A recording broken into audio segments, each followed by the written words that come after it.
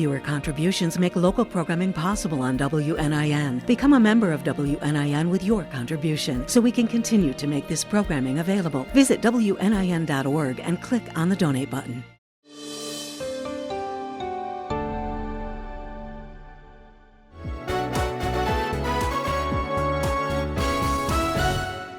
Good evening and Merry Christmas, Happy Holidays. Our final show of Shively and Shoulders is coming up right now. It is the Shively and Shoulders Christmas special. We are festive, and you're probably in a great mood looking over that Trump cabinet and all these great appointees, Your Honor. You have to be impressed. Well, along with that, I see where MSNBC's ratings have really gone to the cellar. The truth hurts. And they're getting ready to get rid of Rachel Maddow and others. I got a call today from MSNBC inquiring as to whether we can be available. I would be available in a heartbeat, because this whole country needs to discuss whether an anti-vaxxer should be at the Department of Health and Human Services.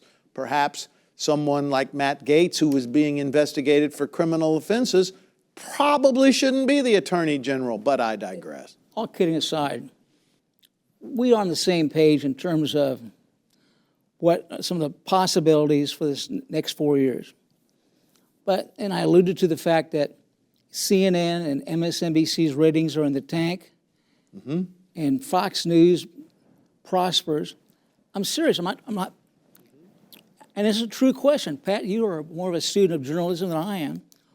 What's driving all that? I think that people with superior intelligence don't need the confirmation bias from MSNBC that those who voted for Donald Trump need nightly from Fox News. But perhaps there's another reason. I was expecting a very well thought out explanation. I was very disappointed. Well, as you know what, the planes and the trains and the automobiles begin arriving in our metropolis for a great holiday season. We have plenty to talk about. We have a great guest tonight. We do have a great guest. The mayor was celebrating her first Christmas as mayor. Exactly. Winding down to 24, her first year as mayor. And she's kept the job, unlike some Republican office holders who, when it gets hot, sort of give up the clerkship of Vanderburgh County and that sort of thing. Yeah. The election's over.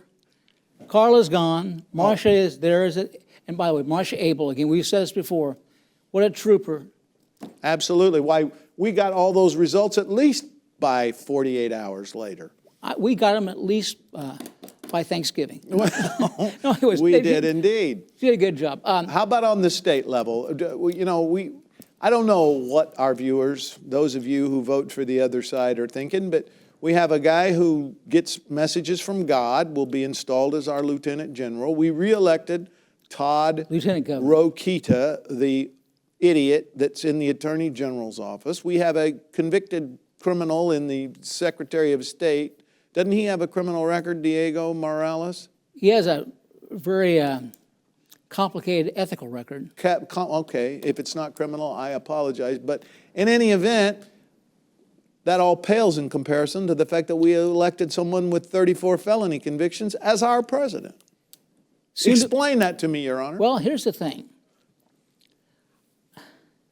I wish I could come up with a good answer. Other than regarding Trump, I think this country, the people in this country, were so focused on a need for leadership and guidance and strength that they're willing to overlook those things. They overlooked several things in 2016. Remember on the Entertainment Tonight comment where he said he could grab any woman in her private parts? How can we forget? I mean, I thought immediately that'll be the death knell. He invokes this image of strength. I'm all about you, and it has worked. We have a terribly divided country. I took some comfort in the fact that it appeared he had more than 50% of the popular vote. That's now slid back under 50%, but they still haven't counted Lake County. He still won the popular vote margin. He just doesn't have half of the country. So all of us that love this country want him to be successful. I mean, we want the country to go in the right direction. Today, after telling everybody during the campaign anything they wanted to hear, I'm going to cut gas prices, I'm going to cut grocery prices. When the cows come home, I'm your man. Well, today he said, it's in his interview for Time Magazine, he said it's very difficult to cut grocery prices. I don't think I can get that done. You've now regurgitated all the bad things out there. Yes. Joe Biden pardons his son, and then he sets a record for the most pardons, most commutation of sentences in the history of any president. Well, I think he wanted to get those done before President Trump pardons all those who attacked the Capitol. What kind of message does that send to the American people? I would say perhaps not a good one, but we live at a time where we elect someone with a criminal record president. We live in a time where the people ignored subpoenas from Congress. We live in a time where the Republican Party has supported Donald Trump, who incited a riot at the Capitol and who campaigned on the fact that these were patriots and he's going to pardon them all. So I would say that the entire rule of law is not being respected by either party. I need to put my glasses on when I get to be like philosophical. And I think that's a real challenge for judges, lawyers, educators to bring us back to where we need to be. Respect for the rule of law, but I don't believe we'll get it from this national administration. But speaking of administrations. Let me tell you one thing, though, before we do that. Yeah. If I was president and you were convicted of one of your many felons, I would pardon you. I appreciate that. And that's why you understand why a man might pardon his son. With that, please stay tuned. We're going to have a retrospective on what I believe was a great first year right here. Her honor, the mayor of the city of Evansville. Chestnuts roasting. This is the Shively and Shoulders Christmas special, Red, Red. But do we have a gift for our 5 million viewers? We have, seated right here, the mayor, the Honorable Stephanie Terry, mayor of our fine city, as your Christmas gift. Mayor, welcome. Thank you. I appreciate it. You sang one of my favorite songs. Well, I can finish. We're very happy to have you here. So you've been in the job 1 year. Just talk about it. Man, it's been a good year. I'm actually shocked that the year went by so quickly. It's been busy but productive, and I feel like we've touched every one of our priority areas, from neighborhood revitalization, public safety, youth development, you name it. We have really been intentional, and it's been a really rewarding year, and I'm looking forward to what we're going to do in year 2. You mentioned housing, and I want to really tip my hat to you, having been involved with real estate in my private practice. As I drive around near North Side and near downtown, it really breaks your heart how many of these neighborhoods have deteriorated. Yeah. And you're finally doing something about it. Can you be more specific what the plans are and what trades are being involved to make it happen? Sure. I mean, there are a number of initiatives we've launched under neighborhood revitalization. One is our block by block initiative, and that's just simply cleaning up, cutting weeds, trimming trees, even a part of that. So we're using city officials and volunteer and nonprofit organizations. The first 2, we had 90 to 100 people come out into a designated neighborhood. We chose Jacobsville first. We're able to, do a clean sweep, and we're going to continue to do that in the new year. And then we just announced Fight Blight, and so we've invested about $500,000 to raise some additional properties in our community that are eyesores, and really hopefully clearing some, land that we can, develop on in the near future. So I'm really excited about the work we're doing there. So that's going to really segue into even park improvements, which was a big part of our work this year. So. Well, after you've been in the job now 1 year, tell me when you took office, what's been the biggest surprise in the first year as mayor? Still the biggest surprise, I think, is the pace. My office is busy.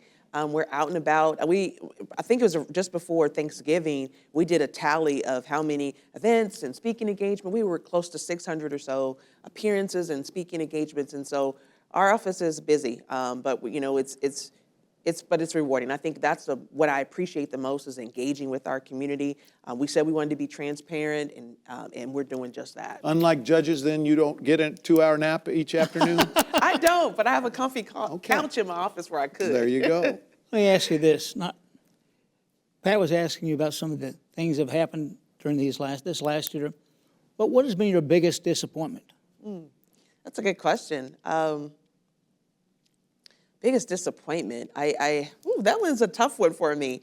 Not being a more frequent guest on Shively and Shoulders? Maybe that could be Well, one. I get that. Yeah. I think resources is always important. And I think if we could do more in terms of housing, I would have hoped to, while that's a big priority for us to address the housing crisis, I wish I could have put more housing developments into play this year. But I know that that's on the horizon next year. So that's probably my biggest disappointment, that we didn't get to, again, break ground on more housing developments this year, since that was a top priority. Well, you've joined us on a day we can move from disappointments quickly to major successes, because the city of Evansville got a Christmas gift today. They did. Talk about that. Yes, $20 million Oh from my. the EPA. That's real money. Federal money. You're right. And it's going to help us, provide greener transportation options. And the big piece of that I'm really excited about is under the previous administration, they launched the METS Micro program. I want to say it's not exactly like Uber, but it's a cheaper way for us to provide transportation a little bit quicker. And we're going to be able to expand that citywide. And so that's huge, to be able to provide that option. These mobility hubs and sidewalk repairs around our bus stations, this is going to be transformative for our transportation services. One of the jobs the public looks to for your office to provide is public safety. In this last budget that now goes into effect next year, I think you've done two wonderful things with police compensation and most recently the firemen. Explain to our viewers what has happened and what's the purpose for increasing these salaries? Yeah, we're seeing all over the country, of course, in terms of just being competitive. And just even in our own backyard, when we look at the county in comparison to our city employees, it's not comparable. And so we really wanted to be sure that we invested in our public safety officials. And number one, it says, we care about you. We appreciate the work that you do for us every day to keep us safe. And it's long overdue. It's long overdue. And so we made some historic investments in our public safety officials, and I think it's paying off. I mean, already the morale in both of our fire and police departments is up, and there's a lot of collaboration and conversation going on, so it's a great feeling. And there's no threatened job actions by either group. At all. No, it's I take my hat a good off to you. time. That's great. Yeah. Plans for 2025. I assume mayors have New Year's resolutions. What are the New Year's resolutions for the city of Evansville? Well, so some of them, housing is one. We're, hopefully at the beginning of the year, we'll be able to announce some new developments that are underway. We're in a lot of conversations. Just had one today about a really innovative project with, the EVSC and Hope of Evansville and the Dream Center. So there people are thinking about how we approach housing in a very unique way. And so I'm excited about those potential developments. Of course, we'll continue our plans with the River Vision. We're talking now about submitting federal grants to kind of advance that work and bring that project to fruition a little sooner than we, projected. All of the work that's going around with our Parks Department, we got a $24 million bond in play. And so we're going to see some revitalization of our parks and facilities, from improvements at the golf courses. Hopefully there'll be some new splash pads or other aquatic facilities. They might find a lot of the balls that he's lost into the woods and the water and that sort of but thing. those are just deferred maintenance that we need to take care of. And then work will begin too on a new fire station, which hasn't happened, I think, for a number over Where at? 10. So it'll be on the east side. So that'll help with response time. But our leadership of police and fire is tremendous. And I think next year is going to be even better now that we've laid the ground. Let me transition away from your job duties to politics. Okay. The Democrat Party, Indiana, needs a major transfusion of something, given this last election. But most of the mayors of this state, the large metropolitan areas, are Democrats. And they're, like yourself, serving the communities well. They're well-respected.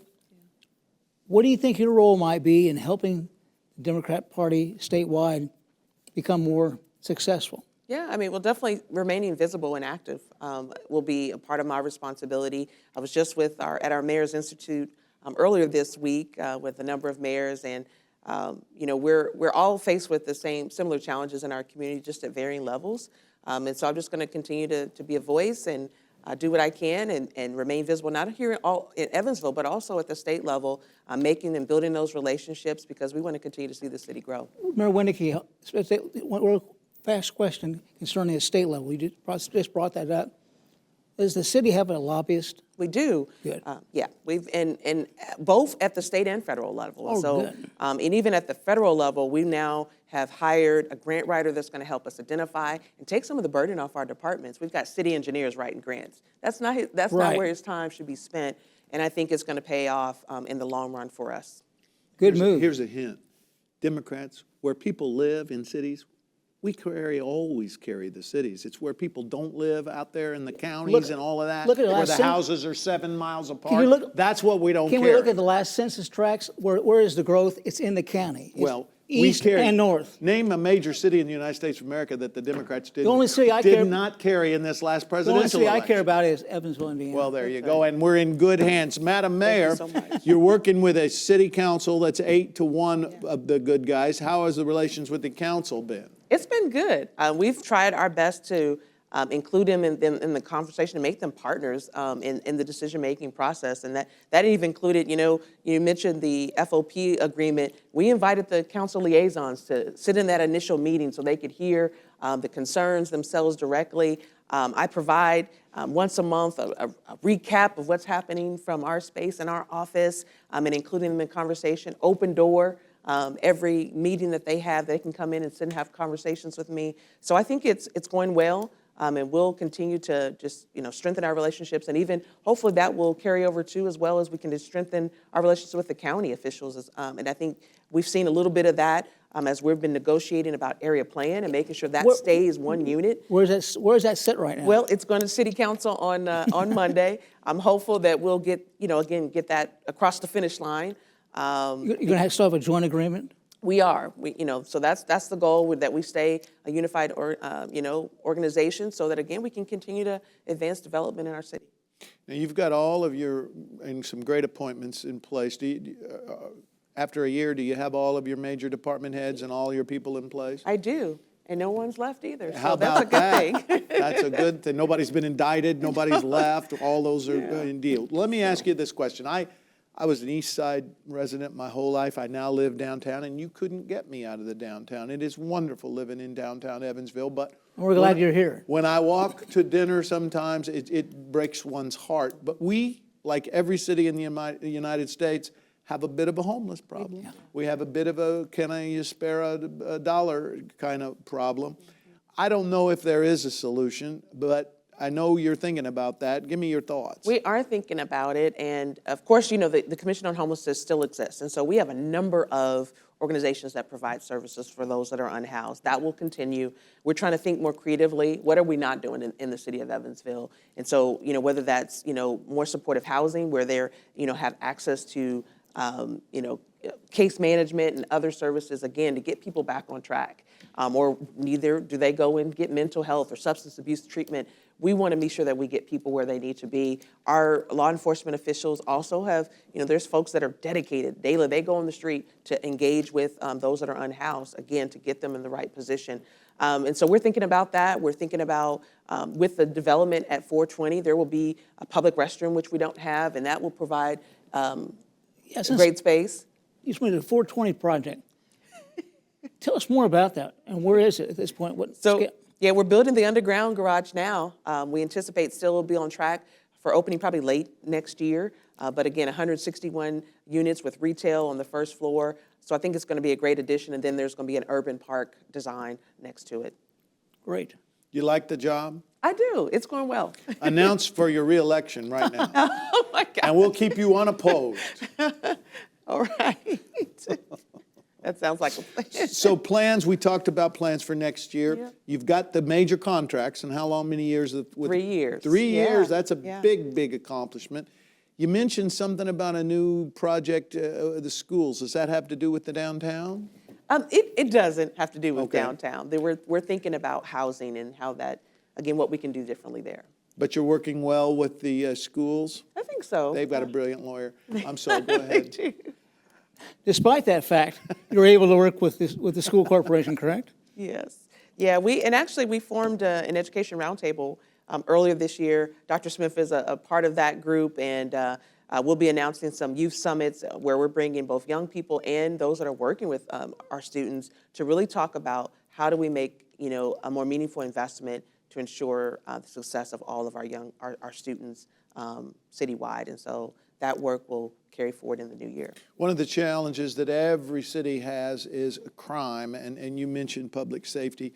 I don't know that there's been any jump in the crime statistics. What kind of battles, what are you finding out about the city's efforts to make sure that we all feel safe?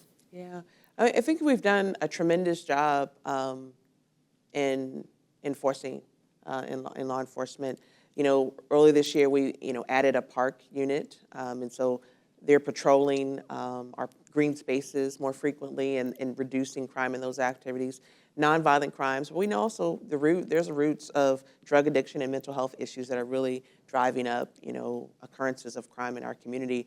But our officers have done a tremendous job, especially from a community policing standpoint and engagement, and how not only educating but empowering people and really working collaborative with partners like Southwestern Behavioral Healthcare to respond in crisis situations. So we're doing a good job. We have great leadership too in the police department. So Phil's doing a great job. He's doing a great job, and I think we're going to continue to see some strong partnerships built and thinking more creatively about how do we address and approach the crime that we're seeing in our The first day of the Fall Festival, I went to sell my tickets on Monday evening, and they were right across by the Gerst House. Standing outside in the street was the chief. Yeah.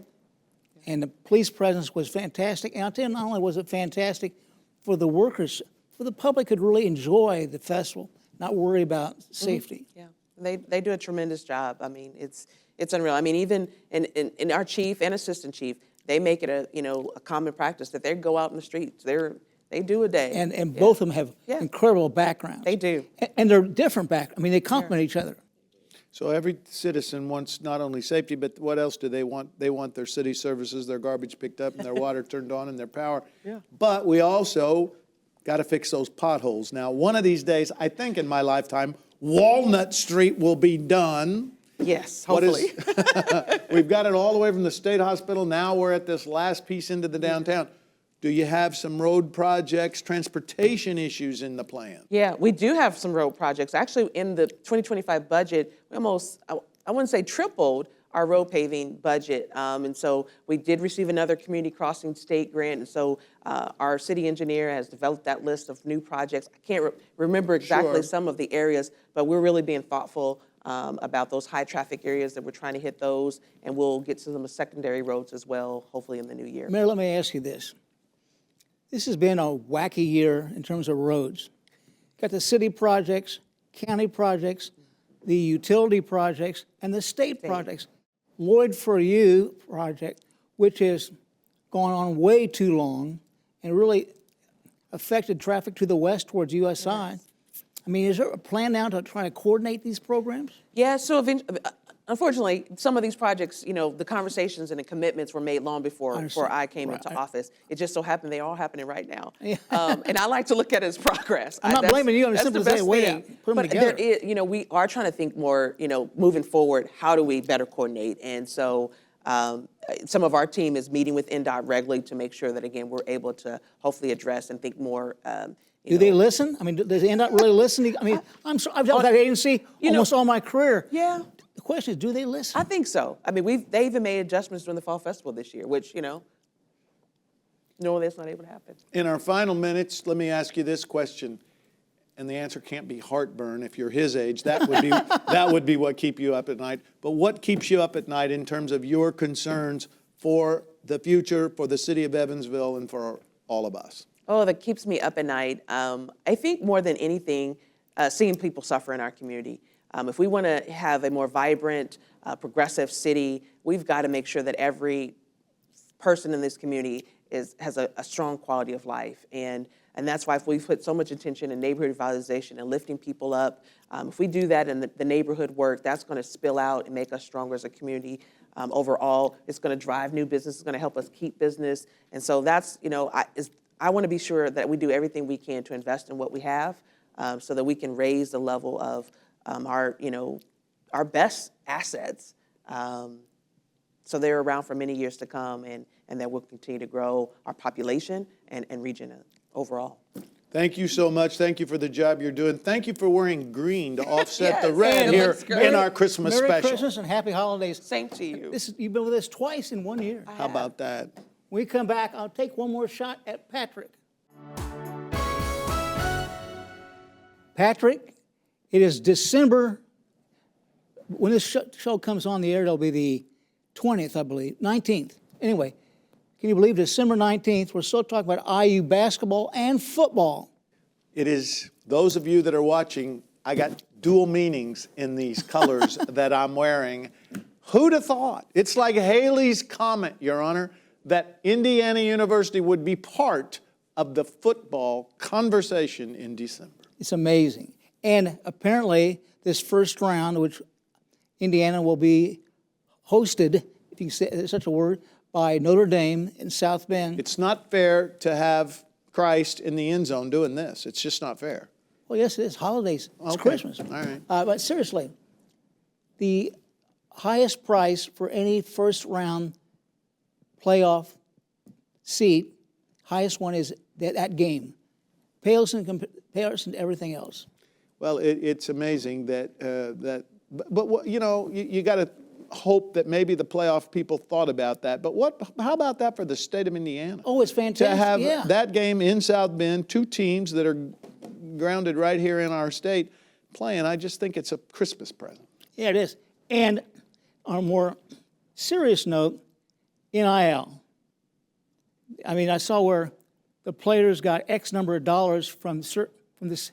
I mean, they're going to have to take a cut and pay if they go pro. I think it's why Bill Belichick is a new college coach at the University of North Carolina. It will become and is a pro game. When a kid can get in the transfer portal and trade himself each year, go bargain for who will pay him the most, we might as well acknowledge the fact that all college sports now are the minor leagues of the NFL, the NBA, whatever. And the NFL pays nothing to support that.